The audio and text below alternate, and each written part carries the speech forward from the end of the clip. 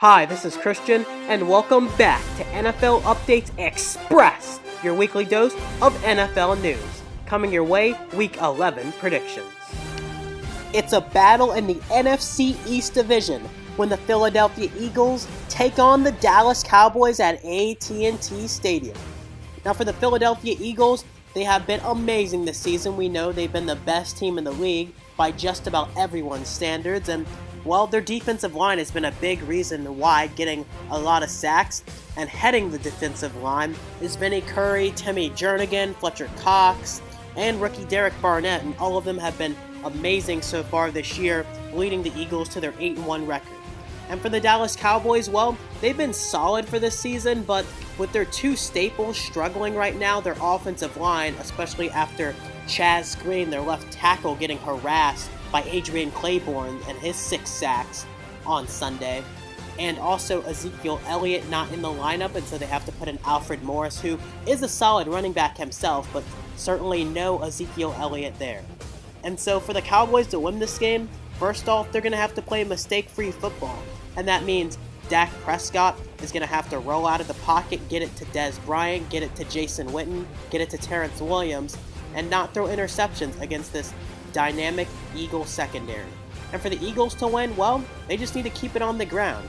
Carson Wentz can easily throw for 3 or 4 touchdowns, but I think if they run it through this Dallas defensive line, then I think it's going to be a walk in the park for Philadelphia, Jay Ajayi, LeGarrette Blount, and company, as the Eagles win it going away 31-17.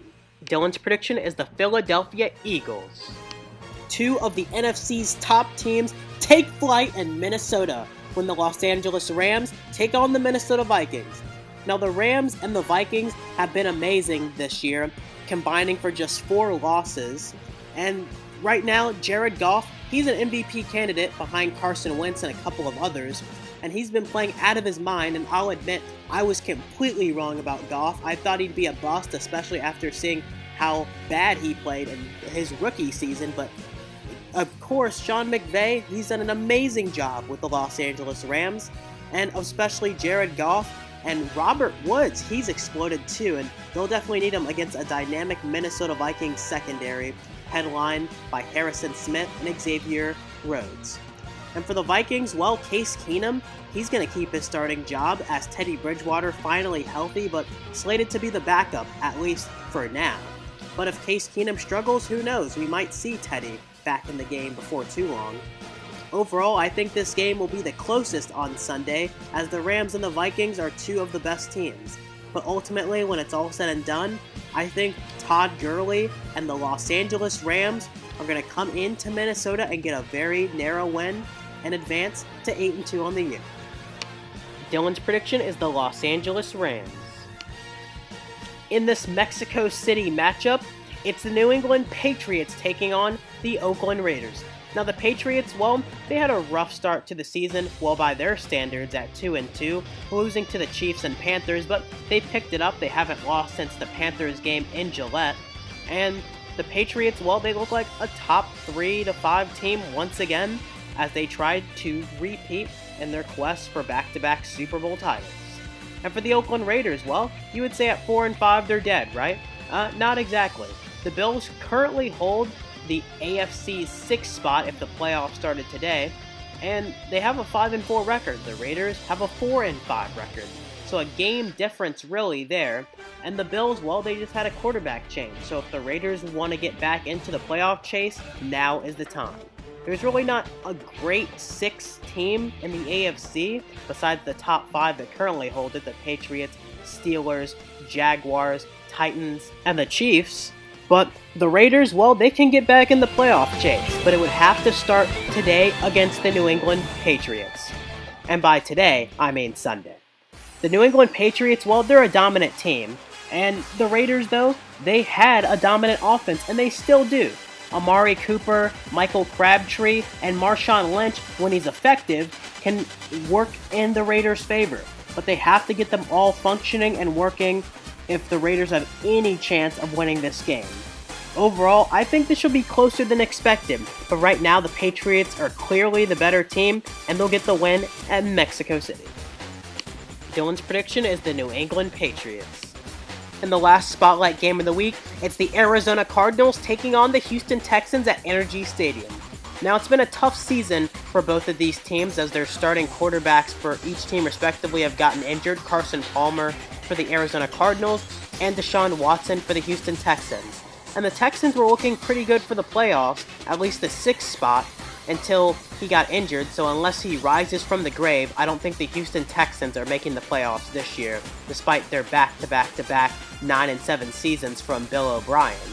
And the Texans, well, they certainly have talent with Deshaun Watson and Will Fuller, but it's interesting to see how Tom Savage can play. He's really struggled, but maybe against an Arizona Cardinals defense, maybe he could get going. And for the Cardinals, well, Adrian Peterson, he's had a streak where he's had one really great game rushing the football, and then one game where he just isn't very good. It's been on and off for the past 4 weeks, and so if that streak continues, he'll have a great game and over 100 yards in this one and maybe a touchdown. Can the streak continue? We'll find out against this Houston Texans defense that allowed over 100 yards to the Rams last week. Overall, this should be very interesting, but ultimately, I will take the Arizona Cardinals to get the job done on the road. Dylan's prediction is the Houston Texans.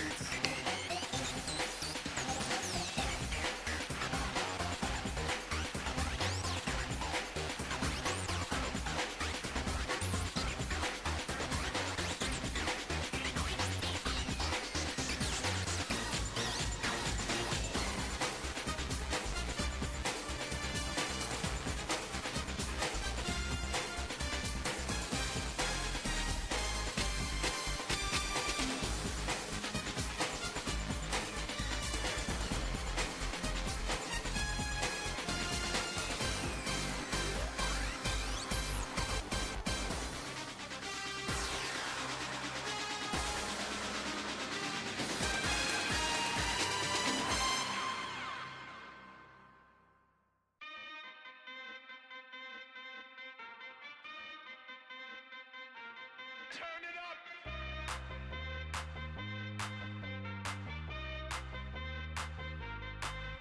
Somebody save your soul, 'cause you've been sinning in the city. I know too many troubles, all these lovers got you losing control. You like a drug to me, a luxury, my sugar and gold. I want the good life every good night, you're a hot one to hold.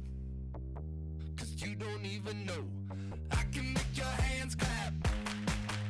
Said I can make your hands clap. Somebody save your soul, 'cause you've been sinning in the city. I know too many troubles, all these lovers got you losing control. You like a drug to me, a luxury, my sugar and gold. I want your sex and your affection when they're holding you close. 'Cause you don't even know. I can make your hands clap. Said I can make your hands clap. The player of the week is no other than Adrian Claiborne of the Atlanta Falcons, a defensive end. Now, his amazing 6 sacks on Sunday shattered a team record for the Falcons, and Claiborne wasn't expected to do too much, just a backup and maybe a couple of sacks on the year.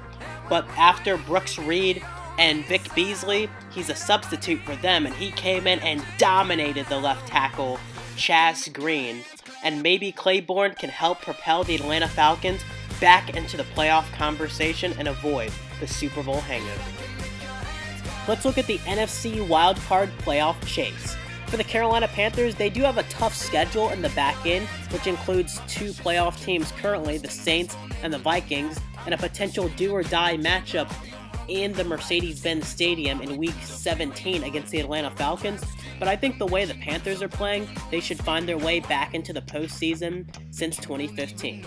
And for the Seattle Seahawks, well, they've been a playoff staple, and as long as they continue the way they have been, grinding out tough wins, then I think the Seahawks could be back as well. But a team that might have something to say about that is the Detroit Lions, and not only could they sneak into the playoffs with their easy back end of the schedule, but they could even win the division if Minnesota slips up, so watch out for those 3 teams. For the NFL Week 10 recap, my record prediction for this week was 9-5 and Dylan's was 7-7, and my record prediction for the entire year is 91-55, and Dylan's is 82-64, and I apologize because we forgot to add the Thursday night football game, so the records were off by 1 game from last week. And my percentage for the entire year comes out to 62.3%, and Dylan's comes out to 56.2%. The most entertaining game was the Chargers at the Jacksonville Jaguars that went into overtime, and the upset of the week was the Buccaneers over the New York Jets.